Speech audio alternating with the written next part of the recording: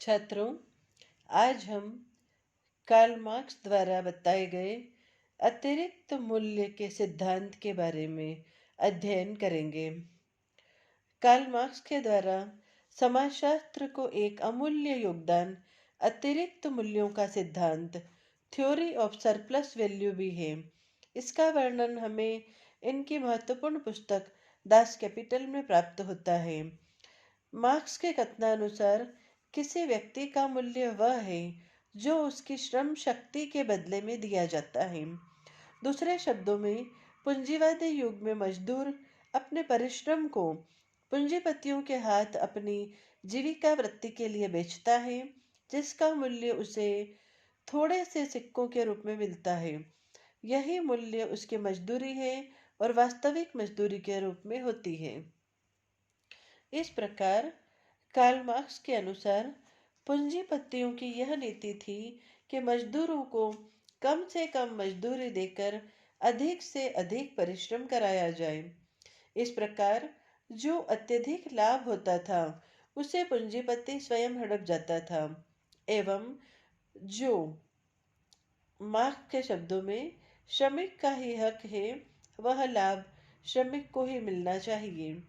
इस मानवीय श्रम के जिस मूल्य को श्रमिकों को उनके मजदूरी के रूप में नहीं दिया जाता, वही कार्ल मार्क्स का अतिरिक्त मूल्य सरप्लस वैल्यू है। इस प्रकार छात्रों, हम देखते हैं कि कार्ल मार्क्स ने समाजशास्त्र की अत्यंत विस्तार से विवेचना की है। मार्क्स ने समाजशास्त्र के सैद्धांतिक एवं व्यवहारवादी दोनों पक्षों को प्रभावित किया। समाज विज्ञान ने प्राकृतिक विज्ञानवादी विचारधारा के दार्शनिक पक्ष को उन्होंने प्रस्तुत किया। मार्क्स ने समाज को व्यक्ति से अधिक महत्व दिया। सामाजिक संबंधों के सर्वाधिक महत्वपूर्ण प्रकार के रूप में मार्क्स ने संघर्ष को प्रस्तुत किया। समाज की संरचना के विभिन्न तथ्यों को भी मार्क्स ने संबंध एवं अंतःनिर्भरता के रूप में उल्लेखित किया। Max Weber, Pareto, Karl Mannheim, Tonnies, Simmel आदि अनेक समाजशास्त्री हैं जिन पर मार्क्स की विचारधारा का पर्याप्त प्रभाव पड़ा। समाजशास्त्र में रेडिकल सोशियोलॉजी एवं रिफ्लेक्सिव सोशियोलॉजी तथा न्यू लेफ्ट जैसी अवधारणाओं पर भी मार्क्स का प्रभाव देखा जा सकता है। मार्क्सवाद के बढ़ते प्रभाव के परिणाम स्वरूप यह कहा जा सकता है कि मार्क्सवाद की व्यवस्थित विचारधारा का विवेचन स्वैच्छिक मार्क्सवाद एवं स्वैच्छिक समाजशास्त्र के बीच की कड़ी सिद्ध हो सकती है। कार्ल मार्क्स का कहना है कि मानवीय श्रम के जिस मूल्य को श्रमिक को प्राप्त करना चाहिए, वह पूंजीपति नहीं देता है, तो कार्ल मार्क्स इसी को अतिरिक्त मूल्य कहते हैं। इस अतिरिक्त मूल्य से पूंजीपति और ज़्यादा धनाढ्य होता जाता है और श्रमिक गरीब होता जाता है। पूंजीपति का उत्पादन के साधनों पर आधिपत्य बढ़ता जाता है और श्रमिक केवल अपना श्रम बेचता है और पूंजीपति के लिए उत्पादन का एक साधन बन जाता है।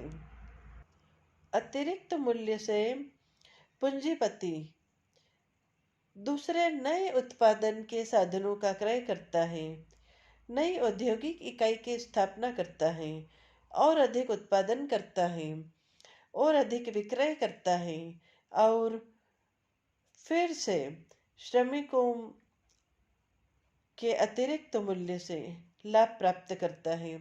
इस प्रकार अतिरिक्त मूल्य से पूंजीपति उत्तरोत्तर पूंजीपति बनता जाता है और श्रमिक धीरे धीरे अलगाव की तरफ बढ़ता जाता है।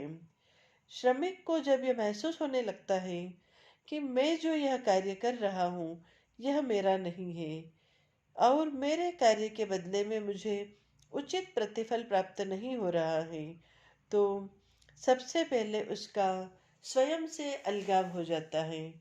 इसके पश्चात कार्यस्थल एवं उत्पादन से अलगाव हो जाता है।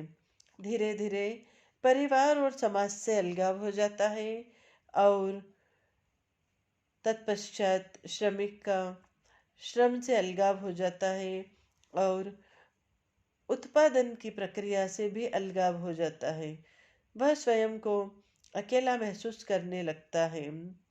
समाज की सामाजिक आर्थिक संरचना में श्रमिक स्वयं को अलग कर लेता है।